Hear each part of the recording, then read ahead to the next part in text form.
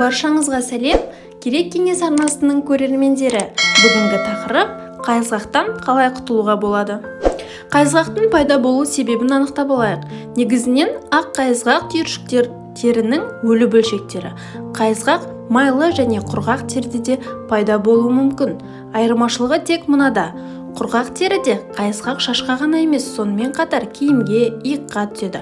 Ал майлы теріде болса, майлы тері қабығы қайызғақты шашқа жабыстырып, олардың түсуіне мүмкіндік бермейді.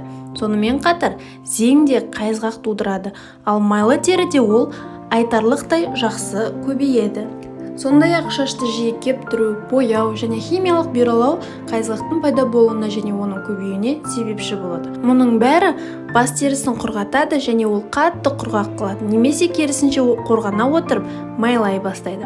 Алайда қайызғақ теңге, қотыр, есек жем немесе әртүрлі дерматит сияқты кейбір тері ауруларының белгілері болуы да мүмкін. Егер қайызғақ қалыпты және ешқандай алаңдаушылық тудырмаса, одан зеңге қарсы сусабын қолдану арқылы құтылуға болады. Бірақ ол сусабынның дәрілік құрал екенін ұмытпаңыз және оны үнемі қолдануға кеңес берілмейді. Мұндай сусабынды 1 ай қолданса да жеткілікті. Зеңге қарсы сусабынмен шашты қажет болған жағдайда жиі жууға бола береді, яғни шашыңыз кірлегенге байланысты. Бірақ қайызғақпен бірге қабыршақ, бөртпе пайда болып, басыңыз қышып, мазаңызды алатын болса, міндетті түрде мамандарға қаралыңыз. Олар қайызғақтың пайда болу себебін анықтап, тиісті ем тағайындап береді. Қайызғақтың алдын алу және емдеу. Не десе де, қайызғақ зеңнен туындайтындықтан басқа біреудің шаш тарағымен тарануға және бас киімін киюге болмайды. Иммунитетті нығайту керек. Егер ағзаңыз жалпы сау болса, бұл бас терісі мен шашқа жағымды әсер етеді.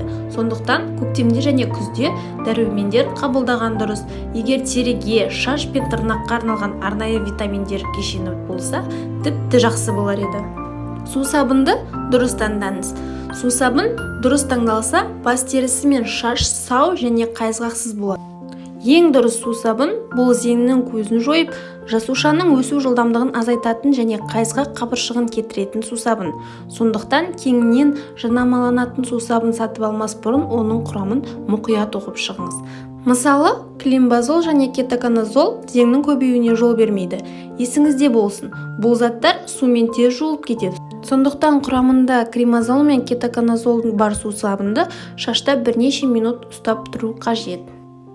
Ал мырыш зеңмен тиімді күреспейді, бірақ оны жуылуы қиынырақ. Сондықтан ол ем мен қорғанысты қамтамасыз ете отырып, шашта ұзақ тұрады.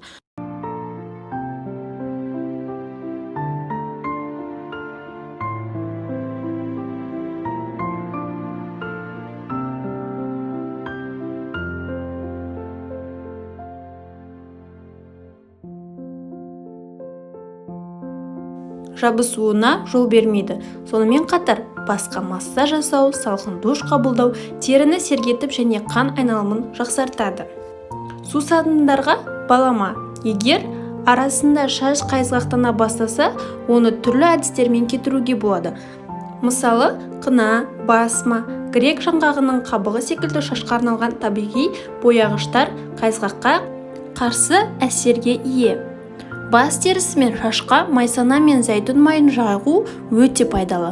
Оны шашыңызды жуғанға дейін 15-20 минут бұрын жасауға болады. Ал әсері жақсы болсын десеңіз, басыңызды полиэтиленді үлбірмен және сүлгімен орап қойыңыз. Майлар қайызғақтың пайда болуын алдын алады және шашты жібектей етіп жылтыратады. Қырмызы гүлдің спиртті тұнбасы майлы шаштағы қайызғақты емдеп қана қоймай, сонымен қатар шаштың түсуі кезінде де көмектеседі. Сондықтан бас терісін және шашты мұқият майлап, басыңызды сүлгімен орап, 30 минут отырыңыз да жылы сумен шайыңыз. Майлы шаштағы қайызғақпен күресуге лимон жақсы көмектеседі. Ол үшін бас терісін лимон шырынымен сүрту керек. Алайда алғашқы ем ыңғайсыздықты тудыруы мүмкін. Сондықтан шырынды шашта ұзақ ұстамаңыз, тек уақытты біртіндеп 30 минутқа дейін арттырыңыз. Дәріханадан 40%-ді гитосульфид ерітіндісін және 5%-ді тұз қышқылы ерітіндісін сатып алыңыз. Содан кейін бас терісін мақта талшықтарымен алдымен гидросульфид ерітіндісімен сосын тұз қышқылымен ылғалдандырыңыз. 10 минут үзілістен кейін рәсімді тағы да қайталаңыз. Мұндай ем бас терісінің қышқыл негіз балансын қалпына келтіреді және қайызғақты кетіре отырып шашты қатайтады. Қалақай қайнатпасы. Бұл дәл майлы шашқа арналған емдік құрал. Негізгі ингредиент ұсақталған қалақай жапырақтары. Ол үшін дәріханадан кептірілген қалақай сатып алып, 500 грамм қалақай жапырағына 5 литр су құйып қайнатыңыз. Содан кейін тұнбаны сүзіп, суытыңыз. Бұл қайнатпамен басыңызды жуған сайын шайып, шаштың түбіне жағыңыз. Мұндай рәсім сізге тек қайызғақтан ғана құтылуға көмектесіп қоймай, сонымен қатар шаштың өсуі мен мықтылығына септігін тигізеді. Пияз бен арақ қоспасы. 1 ас қасық пияз шырынын 2 ас қасық араққа араластырыңыз. Сосын әр жолы басыңызды сусабынмен сабындаудың алдында осы қоспаны басыңызға жағыңыз. Содан кейін 1 литр қайнаған суға 50 грамм пияз қабығын дайындап 20-30 минутқа қалдырыңыз.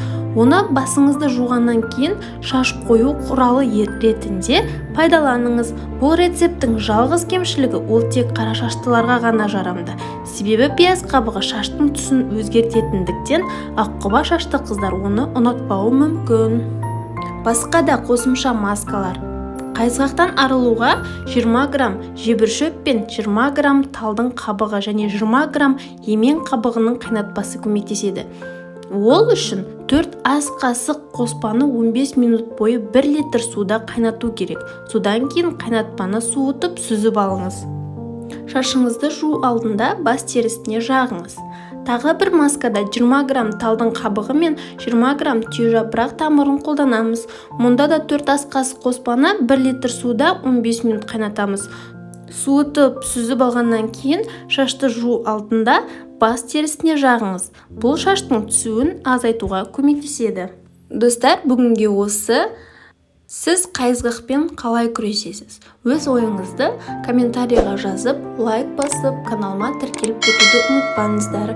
Сіздерге ұнады деген үміттемін. Келесі кездескенше қош сау болыңыздар.